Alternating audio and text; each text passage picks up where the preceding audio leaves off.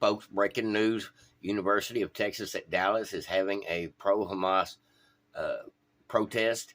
I am from Dallas, Texas myself. I don't live there now. I live in Waco, but I lived there most of my younger life. And I can tell you the cops in Dallas do not play.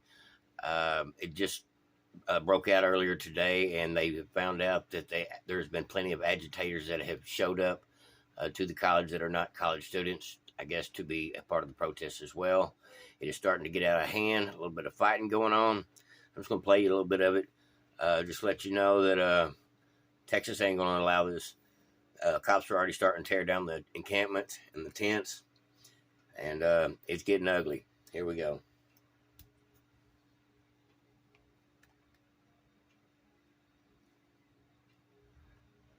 Police from the University of Texas system.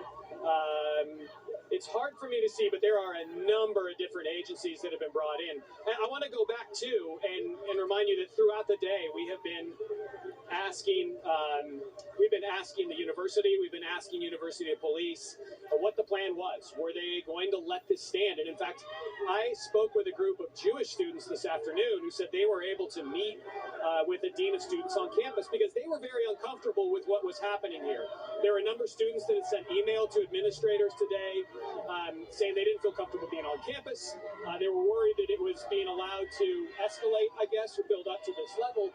But they had been told by administrators that there weren't specifically any rules against setting up a tent or rules against sleeping on campus, and that the gathering to this point had been peaceful, so there wasn't any intent to move them out. Clearly, that changed, or there were discussions or negotiations happening that we were not aware of, and that those students were not informed of or privy to, because this law enforcement presence clearly obviously they were preparing for this. You see the water bottles, folks, there? All the bottles of water, all the other food supplies, toiletries behind them. Somebody has financially spent money to bring supplies available to the encampment. That's probably George Soros funded. That's what we're starting to find out more and more.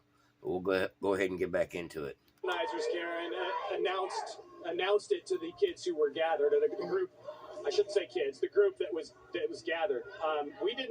There wasn't any direct communication that we saw to the group from any school officials or staff.